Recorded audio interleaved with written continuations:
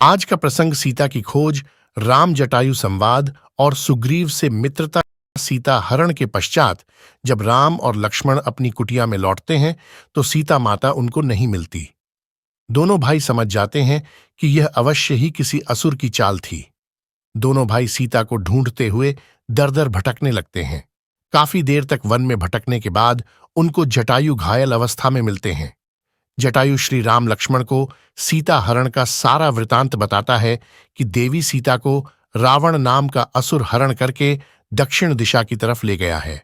जटायु कहता है कि हे राम, सीता की रक्षा के लिए मैंने अपने जी जान से रावण से युद्ध किया, लेकिन आखिर में रावण ने अपनी तलवार से मेरा एक पंख काट दिया, जिससे मैं संतुलन खोकर नीचे गिरा और चाहकर भी पुत्री सीता को उस आतताई से छुड़ा नहीं पाया। इतना कहकर गिद्ध जटायु अपने प्राण त्याग देता है। श्री राम एक पुत्र की तरह जटायु का अंतिम संस्कार करते हैं तथा सीता की खोज में दक्षिण की तरफ चल देते हैं। उसके बाद श्री राम और लक्ष्मण पंपा सरोवर की तरफ चल देते हैं, जहां पर उन्हें एक वृद्ध भीलनी मिलती है जो कि रास्ते पर फूल बिछा रही होती है।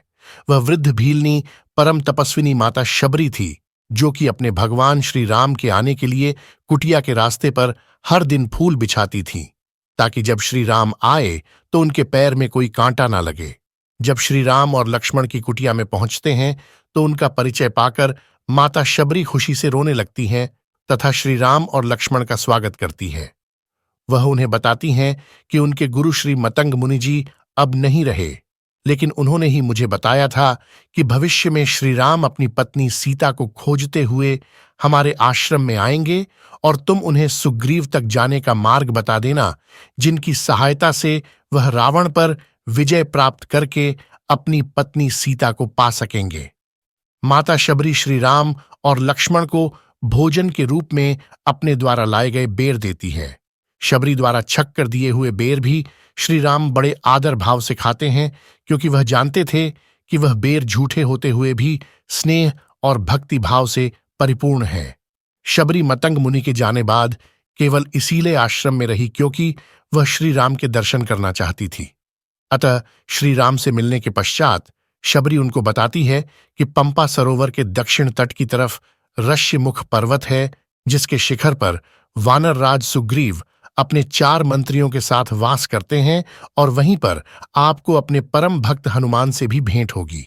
उसके पश्चात शबरी शरीर सहित अपने परम धाम को चली जाती है और मोक्ष पा जाती है। बहुत समय तक वन में भटकते हुए राम लक्ष्मण की भेंट हनुमान से होती है, जिन्हें सुग्रीव ने यह पता करने भेजा कि ये 2 तपस्वी बालक कहीं बाली के जासूस तो नहीं हैं। ज्ञात हो कि सुग्रीव बाली के डर से ऋष्यमुख पर्वत पर बसा हुआ था, जहां पर बाली को श्राप था कि यदि वह ऋष्यमुख पर्वत पर पहुंचा तो उसकी सभी शक्तियां समाप्त हो जाएंगी। हनुमान को जब मालूम होता है कि राम अपनी पत्नी को खोज रहे हैं तो वह उन्हें साथ ले जाकर उनकी मित्रता वानर राज सुग्रीव से करवाते हैं और सीता माता की खोज का विचार करते हैं। सुग्रीव जो भाई बाली द्वारा सताया हुआ होता है, उसकी पत्नी को भी बाली अपनी पत्नी बना लेता है। राम सुग्रीव को युद्ध के लिए प्रेरित करते हैं और सहायता का वचन देते हैं और बाली का वध करते हैं। जब श्री राम ने बाली का वध किया तो मरणासन्न बाली श्री राम से पूछता है, भगवन, हम दोनों भाई तो आपके लिए बराबर हैं, मेरी आपसे कोई दुश्मनी भी नहीं है, फिर आपने मुझे क्यों मारा? तब श्री राम ने कहा कि हे बाली अनुज वधु भगिनी सुतनारी, सुनु 60 कन्या सम ये चारी, तुमने अपने छोटे भाई की पत्नी को छीन कर उससे विवाह किया। हे बाली, छोटे भाई की पत्नी, पुत्र की पत्नी, पुत्री और बहन, यह सब कन्या का रूप होती हैं। इन पर कुदृष्टि डालने वाले सब अधर्मी इसी के लायक हैं और उनका वध करने में कोई बुराई नहीं है। सुग्रीव के राज्याभिषेक के बाद फिर सीता माता की खोज शुरू करते हैं। धन्यवाद। मिलते हैं अगले प्रसंग में। नमस्कार।